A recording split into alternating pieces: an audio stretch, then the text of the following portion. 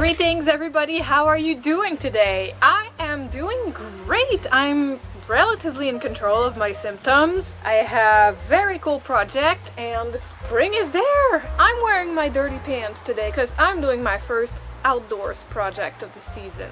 If you're new here, hi! My name is Sarah Labarre and on Fridays I sit down and show you a craft that I've been working on. So if you're into sewing tutorials, vintage hairstyle tutorials, visual arts videos, easy gardening lessons, and all kinds of other arts and crafts, I am here for you on Fridays. So last year I made this baby. It's a smokehouse. I used free resources on the internet to draft my own plan because most smokehouses I found were too large and I wanted something on the smaller side. The structure is mostly pine and the whole thing is covered in cedar slats, the kind you would line your wardrobes with. Because this is outside, there is no roof over us, and cedar doesn't rot. So that's why I use that. Let me show you the inside. So as you can see in the inside of the smokehouse, the studs are made of pine and there are aluminum grills that are held by bits of pine here. But the grills are very slim and kind of bendy. So when I'm smoking something heavier, like say, I don't know, turkey breast, I can stack more than one on top of one another. This way it's much more solid and I can smoke heavier stuff. There is a 4-inch pipe that goes down the bottom of the smokehouse. It's actually a drier aluminum duct and it connects the smokehouse to this little old barbecue where I'll heat my wood chips to produce the smoke. This whole setup works just fine for cold smoking, but sometimes I like a hot smoked product like candied salmon, turkey, ribs, sausage, brisket, stuff like that. The smoke that comes from this side can is cooled by the aluminum duct. To alleviate that, I'm using this single burner or stovetop that I can simply place at the bottom of my smokehouse and plug to the side of my house using an extension cord. But the problem is, as you can see on the inside here, the walls are empty for now and are uncovered. Thus, the absence of insulation makes it impossible for me to gain heat and even more so to retain it. Hot smoked salmon needs a temperature of around 160 degrees Fahrenheit. For turkey breast, the smokehouse needs to be preheated at around 225 degrees. And for ribs, for example, it needs to be preheated at about 250 or so. T'es curieux, toi? Oui. So my smokehouse currently can't even reach and maintain 100 degrees, which is a big problem. Fortunately, I have a lot of solutions at my disposal, the first of which is to add a bunch of insulation in between these studs inside. I didn't want to buy mineral wool. I wanted something that's a bit more food safe, and the only relatively affordable food safe insulation I could think about is sheep wool. This is Havelock wool batting that I got from a supplier called Performance House. They're based in Alberta and gave me a real good deal, plus their customer service lady was super nice and helpful. 10 out of 10 would shop there again. These batting strips are about 16 inches wide, 4 feet long, and 2.5 inches thick. They'll need to be cut in the right dimensions so that I'll be able to stuff this batting in between the studs here. I'll remove the grills, of course, they're all removable. For now, I'll leave the roof and the floor unlined, and I'll make some tests to check if the heat goes high enough. Wool is technically food safe, but it is scientifically proven to retain bacteria, so I'll need to avoid having the food come in direct contact with it. I just ordered some aluminum foil tape that's usually used in heating, ventilation, and such, with which I'll line the interior after I've installed the wool. I should get it hopefully in the next few days, but for now I can go on and make my tests even without the aluminum lining. So without further ado, let's get to work!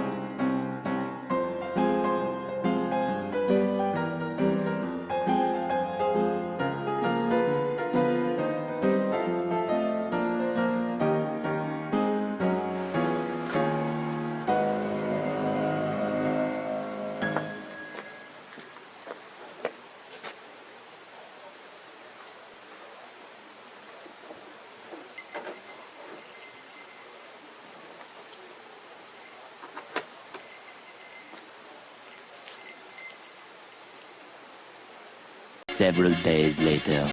I finally received my aluminum tape and started laying it out almost immediately. I knew I needed it since with only the wool batting, the smokehouse could only reach and maintain an internal temperature of about 145 degrees. This is almost just enough for salmon or trout, but not just quite, and I still need it to reach almost 100 degrees more. The tape will definitely add an edge to the wool batting, plus it will prevent food from contaminating it. To top that, I'll add a couple of fire breaks to the whole setup, but more on that later.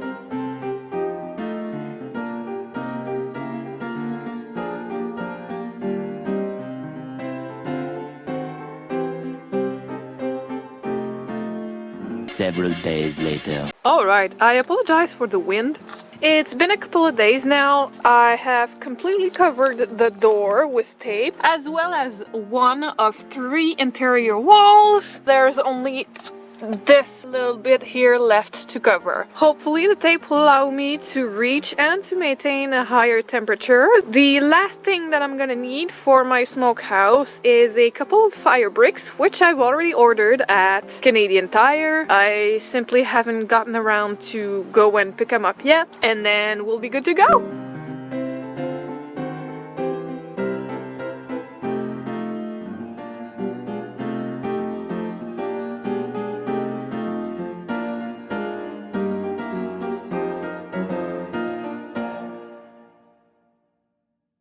Several days later. Why, hello again! It's been many days. Okay, so the wind started to pick up and ruined my audio, but I was just explaining that this electric burner just wasn't powered enough to raise and maintain my smokehouse at a high temperature. I need about 160 degrees for hot smoked salmon, and it just wasn't doing the job properly. This just isn't made for what I'm trying. Motorbikes. So yeah, this just isn't made for the job I wanted to do. So instead, I ordered myself this heater that is specifically made for a smokehouse. There's many brands and many dimensions. I made sure to get one that fit within the interior of my smokehouse, and I have to make a hole for it. I have to make a hole at least big enough for this little bit here to go through the wall so that I'll be able to connect that part here right in it. I don't know if the camera picks it up. Oh yeah.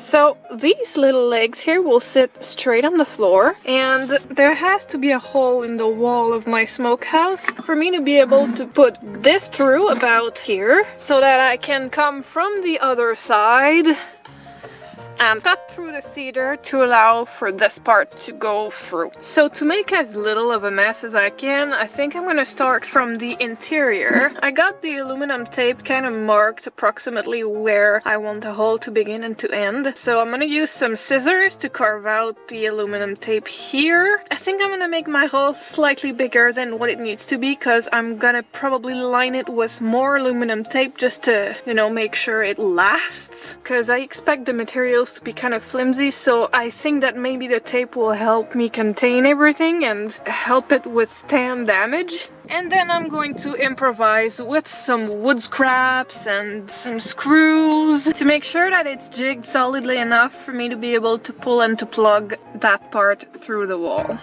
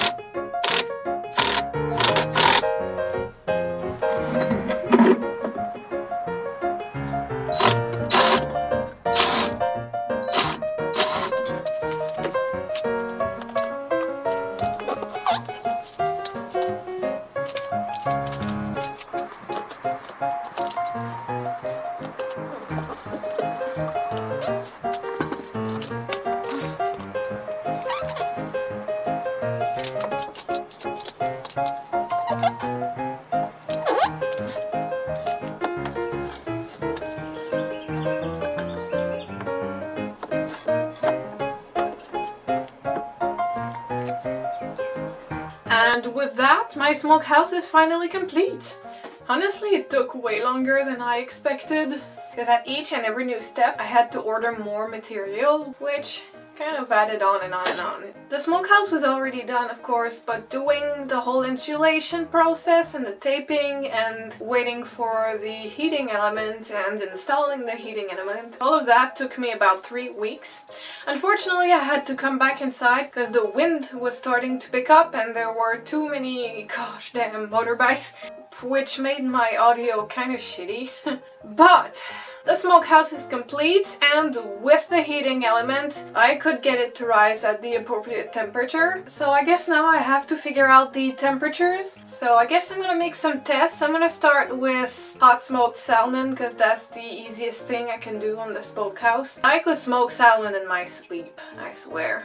So I need to go get me some salmon, brine it, and then smoke it. And while I do so, I may smoke some salt. It's nice to have salt with a good smoky flavor. Try that on your salads, in your marinades, anything you can imagine that would be enjoyable with a smoky taste. So I guess thanks for bearing with me today. I know it's been quite a ride, because a lot of my original plans were thwarted when either the materials or the tools wouldn't behave as I hoped they would. But we got there! I have a fully functional smokehouse. So again, like I just said, thank you so much for watching. If you've enjoyed this video, please give it a big thumbs up. Have you yourself made your own smokehouse? If you did, I'd really much like to know about it, so please tell me all about it in the comments down below. If you're into arts and crafts like sewing tutorials, vintage hair tutorials, visual art videos, lumberjacking, easy gardening tips, and all sorts of other arts and crafts. And if you feel like sticking around, you may hit that subscribe button, because I am here for you on Fridays. Until next time, I wish you a good weekend. May the forthcoming week be gentle to you. Take care of yourself, take care of others, make sure you drink plenty of water, and I'll see you next Friday. Bye!